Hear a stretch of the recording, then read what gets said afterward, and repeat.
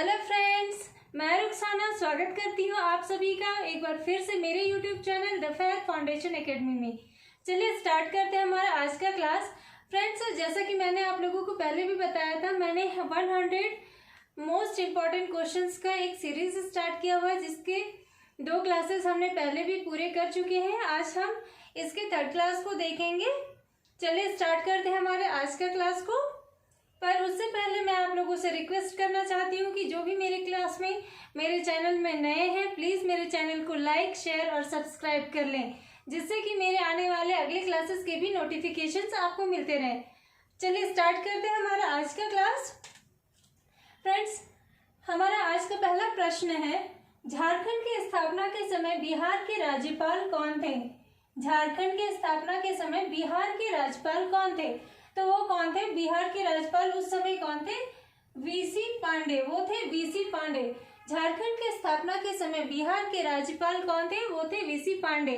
Friends, अगर पूछा जाए कि उस समय वहाँ के सीएम कौन थी, तो वो थी श्रीमती राबड़ी देवी। नेक्स्ट है हमारा, झारखंड में प्रवेश करने वाला सबसे पहला मिशन कौन सा था?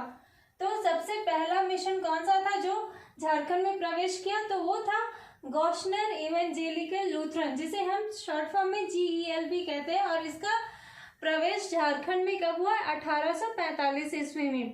फ्रेंड्स, ये एक जर्मन से आई हुई मिशन थी, जिसमें 4 धर्म प्रचारक आए थे जर्मनी से, और उन्होंने अपने धर्म का प्रचार प्रसार करना शुरू किया था हमारे झारखंड में। ये कब आए थे? 1845 में जर्मनी से आए थे। बाद में फ्रेंड्स, इनका 1869 ईस्वी में 1869 में ये जो गॉसनर मिशन है, ये 2 भागों में विभक्त हो गया। एक तो हुआ GEL और दूसरा था SPG। एक GEL चर्च और दूसरा SPG चर्च। GEL चर्च कब हुआ था? तो वो हुआ था 1845 में। और अगर पूछा जाए इसके दूसरे चर्च को SPG का, तो वो हुआ था 1869 में। चलिए बढ़ते हैं हमारे अगले प्रश्न की ओर। झारखंड में किस क्रम की चट्टानों को पैतृक चट्टान कहा जाता है? झारखंड में किस क्रम की चट्टानों को पैतृक चट्टान कहा जाता है? तो वो है आर्किन क्रम की चट्टानों को। आर्किन क्रम की चट्टानों को झारखंड में पैतृक चट्टान कहा जाता है।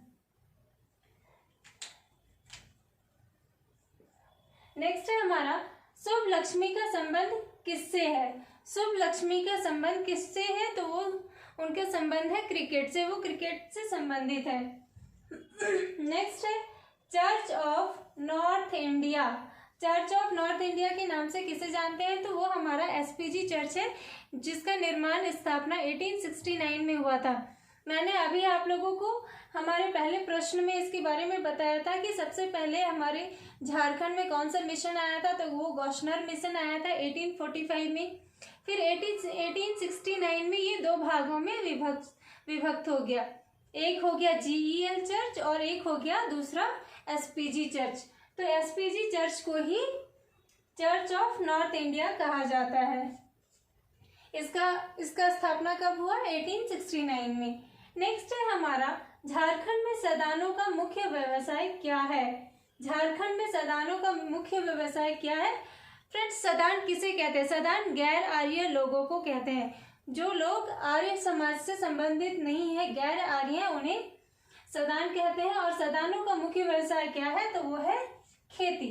नेक्स्ट है, झारखंड के स्वतंत्रता सेनानियों में प्रथम शहीद होने का गौरव किसे प्राप्त है? झारखंड के स्वतंत्रता सेनानियों में से प्रथम शहीद होने का गौरव किसे प्राप्त है? तो वो है तिलका मांझी को। तिलका मांझी, जिन्हें हम और एक नाम से जानते हैं, उनके उपनाम जबरा पहाड़िया के नाम से भी जानते हैं। और यही वो पहले व्यक्ति थे झारखंड के जो स्वतंत्रता सेनानी के रूप में शहीद हुए थे। नेक्स्ट है, संथाल में विवाह का सबसे सामान्य रूप क्या है? तो संथालों में विवाह का सबसे सामान्य रूप क्या है? वो है बापला। बापला संथालों में विवाह का सबसे सामान्य रूप है। नेक्स्ट है हमारा, टांगीनाथ किनका केंद्र था? तो टांगीनाथ जो मंदिर है, ये किनका केंद्र था? ये पाशुपत संप्रदाय का केंद्र था। पाशुपत संप्रदाय का केंद्र कौन सा था? टांगीनाथ मंदिर। नेक्स्ट है, रांची विश्वविद्यालय की स्थापना किस विश्वविद्यालय से अलग होकर हुई थी? फ्रेंड्स, रांची विश्वविद्यालय की स्थापना कब हुई थी? तो वो हुई थी 1960 में। और ये किस विश्वविद्यालय से अलग होकर बनी थी? तो ये बिहार विश्वविद्यालय से अलग होकर बनी थी। किस विश्वविद्यालय से? बिहार विश्वविद्यालय से। नेक्स्ट है, झारखंड रत्न पुरस्कार के तहत दी जाने वाली राशि कितनी है? फ्रेंड्स, इसमें हमें कंफ्यूज नहीं होना है। एक होता है भारत रत्न पुरस्कार और ये हम जो पढ़ रहे हैं ये है हमारा झारखंड रत्न पुरस्कार, जो हमारे झारखंड राज्य की ओर से दिया जाता है। इसके तहत दी जाने वाली राशि कितनी है? तो वो है 50,000। इस पुरस्कार के तहत जो राशि दी जाती है वो कितनी है? तो वो है 50,000। नेक्स्ट है, मुख्यमंत्री कन्यादान योजना झारखंड के किस जिले से प्रारंभ हुई? मुख्यमंत्री कन्यादान योजना झारखंड के किस जिले से प्रारंभ हुई? तो वो हुई थी सरायकेला से। सरायकेला खरसावां से इसका प्रारंभ हुआ था। फिर है, कोल विद्रोह कब हुआ? तो कोल विद्रोह हुआ था 1831 से 32 तक। 1831 से 1832 तक कोल विद्रोह हुआ था। झारखंड का सबसे बड़ा अभ्यारण्य कहाँ है और कौन सा है? तो झारखंड का सबसे बड़ा अभ्यारण्य कौन सा है? पलामू अभ्यारण्य। नेक्स्ट है हमारा, रांची संग्रहालय की स्थापना कब हुई? रांची संग्रहालय कहाँ है? ये रांची में है। और इसकी स्थापना कब हुई? तो इसकी स्थापना हुई थी 1972 में। फ्रेंड्स, नेक्स्ट है हमारा नंबर 16, गायब होता हुआ देश उपन्यास के लेखक कौन है? गायब होता हुआ देश, तो गायब होता हुआ देश एक उपन्यास है। इसके लेखक कौन है? तो वो है रणेंद्र। इसके लेखक कौन है? रणेंद्र। नेक्स्ट है हमारा, संथाली भाषा को संविधान के 8वीं अनुसूची में कब शामिल किया गया? संथाली भाषा को किस अनुसूची में शामिल किया गया था? वो है 8वीं अनुसूची। और कब शामिल किया? तो वो हुआ हमारा 2003 में। नेक्स्ट है हमारा, भारत में लाह के उत्पादन में झारखंड का स्थान क्या है? भारत में लाह के उत्पादन में झारखंड का स्थान पहला है। सबसे ज्यादा लाह का उत्पादन हमारे भारत में झारखंड में ही इसका सबसे ज्यादा उत्पादन होता है। तो इसका कौन सा स्थान है? ये है पहला स्थान है। किनका चित्र संसद के सेंट्रल हॉल में लगा हुआ है? तो बिरसा मुंडा का चित्र संसद के सेंट्रल हॉल में लगा हुआ है। फ्रेंड्स, बिरसा मुंडा के एक अन्य नाम भी है। इनकी बहुत से उपनाम है, जैसे कि धरती आबा इनका एक उपनाम है। ये एग्जाम में भी पूछा जाता है कि धरती आबा किसका उपनाम है? तो ये बिरसा मुंडा का उपनाम है। इनके नाम से रांची में पार्क भी बना हुआ है, बिरसा मुंडा पार्क। नेक्स्ट हम देखते हैं, एचईसी कार्यवाहक सीएमडी कौन बने? एचईसी के कार्यवाहक सीएमडी कौन बने? वो है नलिन सिंघल। नलिन सिंघल। नेक्स्ट है, झारखंड में यांत्रिकीकरण स्कीम किससे संबंधित है? झारखंड में जो एक स्कीम चलाई जा रही है यांत्रिकीकरण स्कीम, इसका संबंध किससे है? तो इसका संबंध है कृषि विभाग से। ये कृषि विभाग से संबंधित है। नेक्स्ट है हमारा, आभास मुखर्जी किस क्षेत्र से जुड़े हैं? तो आभास मुखर्जी कलाकार थे। ये किस क्षेत्र से जुड़े हैं? ये एक कलाकार है। नेक्स्ट है, चदरी बुरु पहाड़ से किसका खनन होता है? फ्रेंड्स, चदरी बुरु पहाड़ से किसका खनन होता है? यहाँ से पन्ना का खनन होता है। यहाँ पे पन्ना पाया जाता है। कहाँ पे? चदरी बुरु पहाड़ पर। नेक्स्ट है, कोहबर चित्रकला किस जनजाति में प्रसिद्ध है? कोहबर चित्रकला किस जनजाति में प्रसिद्ध है? तो ये है बिरहोर जनजाति में। बिरहोर जनजाति में कोहबर चित्रकला प्रसिद्ध है। इसी तरह कुछ और भी चित्रकलाएं हैं, जादू पटिया, ये सब के बारे भी मैं आप लोगों को पढ़ाऊंगी। फिलहाल हम देखते हैं नेक्स्ट क्वेश्चन को। नागवंश का प्रथम शासक तो कौन था? नागवंश का प्रथम शासक था फनी मुकुट राय। अगर पूछा जाए कि इसका अंतिम शासक कौन था, तो वो थे चिंतामणि। नेक्स्ट है, किस नागवंशी शासक ने जनी शिकार प्रथा का प्रचलन शुरू किया? फ्रेंड्स, जनी शिकार के बारे में हम लोगों ने पढ़ा है कि जनी शिकार 12 वर्षों में एक बार मनाया जाता है। इसमें महिलाएं पुरुष वेश धारण करके शिकार पे निकलती हैं।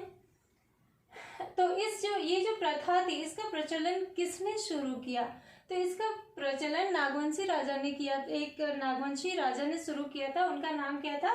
तो उनका नाम था कंचन राय। कंचन राय जो एक नागवंशी शासक थे, इन्होंने ही जनित शिकार प्रथा का प्रारंभ किया। नेक्स्ट है बरवा की लड़ाई किन शासकों के बीच हुआ? फ्रेंड्स ये बहुत इंपॉर्टेंट है, इसे अपने नोटबुक में नोट कर लें। बरवा की लड़ाई किन शासकों के बीच हुई? तो ये हुआ था भीमकर्ण और सरगुजा के रक्सेल राजा के बीच। भीमकर्ण और सरगुजा के रक्सेल राजा के बीच ये बरवा की लड़ाई हुई थी। नेक्स्ट है हापा मुनि मंदिर का निर्माण किसने करवाया था? तो हापा मुनि मंदिर का निर्माण शिवदास कर्ण ने 15वीं सदी में करवाया था। हापा मुनि मंदिर में का निर्माण किसने कराया था? शिवदास कर्ण ने कौन सी सदी में? तो 15वीं सदी में। नेक्स्ट है सुप्रसिद्ध कहानी संग्रह पुटूस फूल के लेखक कौन है? तो इसके लेखक कौन है? गजाधर महतो। फ्रेंड्स पुटूस फूल जो ये एक कहानी संग्रह है, ये किस भाषा में है? तो ये खोटा भाषा में है और इसके लेखक कौन है? गजाधर महतो। नेक्स्ट है हमारा गांधी जी को रांची आने का निमंत्रण किसने दिया था? गांधी जी को रांची आने का निमंत्रण किसने दिया था? तो वो थे कृष्णा सहाय। कृष्णा सहाय ने गांधी जी को रांची आने का आमंत्रण भेजा था। तो फ्रेंड्स आज हमारा जो 100 मोस्ट इम्पॉर्टेंट क्वेश्चंस का सीरीज था वो खत्म होता है। पहले क्लास में मैंने 35, फिर 35 और आज मैंने 30 क्वेश्चंस पूरे किए, तो टोटल हमारे 100 क्वेश्चंस हो गए। आप लोगों को मेरा ये क्लास कैसा लगा प्लीज़ मुझे कमेंट करके बताएं। और अगर आप लोगों को मेरा क्लास अच्छा लग रहा है, अच्छा लगा, तो प्लीज़ मेरे चैनल को लाइक, शेयर और सब्सक्राइब करें। फ्रेंड्स हमारे एग्ज़ाम के भी नोटिफिकेशंस आ चुके हैं। संभावित डेट भी आ गया है कि 2 मई को एग्ज़ाम हो सकते हैं जेपीएससी की। तो फ्रेंड्स जितना ज़्यादा हो सके मेरे चैनल को शेयर करें, जिससे और भी लोगों को इससे फ़ायदा पहुंच सके। चलिए मिलती हूँ मैं हमारे अगले क्लास में, तब तक के लिए अलविदा चाहती हूँ। Thank you.